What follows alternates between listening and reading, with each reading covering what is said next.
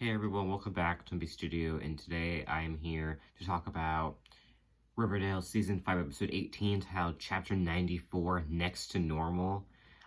This is the annual musical episode for Riverdale. I'm excited to get into it because there were a lot of parts I liked about it, a few parts I was kind of iffy about, but overall, for a musical episode, and I mean, they have been kind of weak as far as Riverdale episodes go, but this one actually shined, in my opinion. I feel like there were so many, I mean, I'm still a little bit, I don't necessarily like when they're screaming in each other's faces, like the Jughead and Tabitha moment, but I'll talk about that later. But I think the songs worked better this time around, and I think, I don't know, I'm not sure. I mean, I also thought I felt adult, like the stories felt more grounded. Um, so I just thought I would start with the whole Betty and Alice thing. So yeah, Polly is officially dead. It is really sad for everyone involved. Like the twins now, they don't have their mother or father. Um, Alice has been listening to the Next to Normal soundtrack, and she has this like perfect life in her head with her, Polly, Charles, and Betty. Just so you know, Charles was extremely like active this episode. I mean, the actor put everything into it, but it was kind of funny how much he was in it. But whatever. So yeah, we got that whole thing going on, and as it goes on, Betty keeps trying to snap Alice out of this fantasy because she wants her mom to move on. And there's several powering songs through here. One specifically where she has to literally move her mom's head away from Polly and Charles and get her to look at her. Unfortunately, then Alice accuses her of not being there for 7 years, which is very true. That's so drastic, by the way. They really need to address more of what happened in the 7 years, but whatever. Um, and then so Betty goes to Kevin. They have a really powerful song. I like that Kevin was somewhat relevant here. So yeah, they have their song, and then she's able to make up with her mom. And then the funeral song. I thought the funeral was really well shot. Really, I thought their music. Normally they wouldn't be singing at a funeral, but I thought it actually worked this time. I thought the song "Light" was really good, like a good reprise or a good ending song to the episode. I thought the funeral was really well shot. I really liked that. So although I think I'm surprised that they had the Polly grieving episode be the musical episode, but I think it worked in the long run. I mean, I do hope that we can get a new beginning for Alice. I feel so bad for her, though, because she's just wrecked. I mean, and Betty, too. I like how they portrayed the mother-daughter relationship as well. So giving, like, so giving Betty time to grieve her sister, too, but also giving Alice time to grieve her daughter. And I think those are very important things that they need to show here. So I thought it was really well done. I think Lily Reinhart and Machen Amick did a great job. Their performances were probably some of the best on the show when it came to this. Of course, it's different than the Luke Perry tribute, but I thought they did a good job here with Polly. They could have done a whole episode with it, but I think this worked. Okay. So we have this whole Jughead and Tabitha storyline. Tabitha's parents are in town, and pretty much Jughead. Tabitha kind of like uses Jughead as her like fake boyfriend, and then they sing "Perfect for You."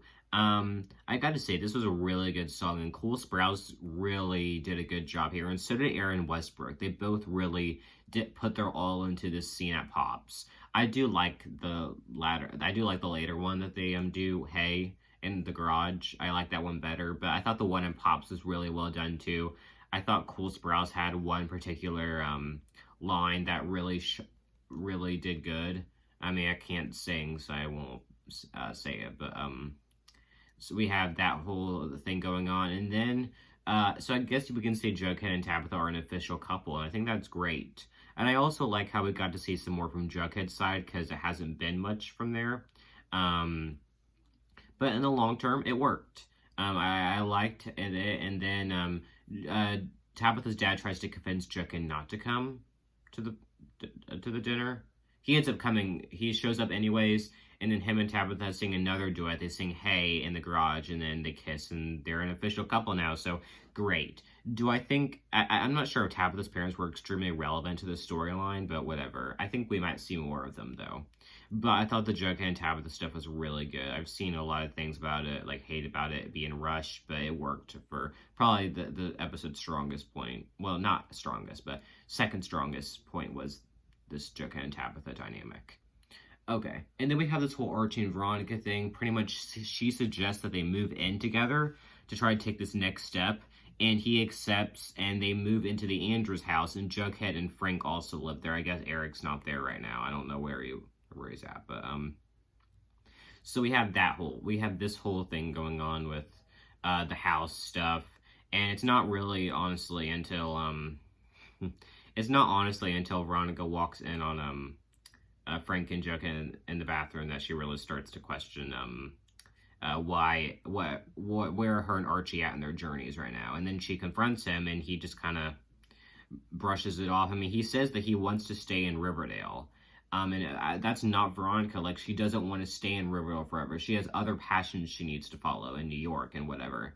And I thought the scene with her and Reggie was really great because he said he wants to be in New York. And I thought that was kind of like you put two and two together, like Veggie Endgame. And I've talked about that several times. I do like the two together. But I thought this was a good point for Archie and Veronica to go. I do feel like it was rushed. I feel like even I would have liked to see them happy for a little bit, maybe delve into this issue later on, because I really feel like they could have ended this back in 511 and just not done Archie and Veronica again. Like, they could have just let it in the past. But they had to bring it back for an episode, and it just, for all those Varchi fans, I'm sure they were really upset that their ship was sinking so soon. I mean, I can't blame them. I mean, I would be upset too. I mean, I don't ship them, like I said, but I guess it was a good step for them just to decide to break up. I mean, I guess they're maybe not official, but it's definitely, they're done for short term. In the long-term scheme of things, anything can happen, although I do feel like they're setting up Barchi and Veggie for next episode, and then going into season 6. So I think Varchi is over for now. I also think Bughead's over. They really didn't have any moments this episode. But, yeah, I do feel like Archie and Veronica's story was kind of rushed, but we'll just see what happens in the finale, because there could still be some hope left there for fans.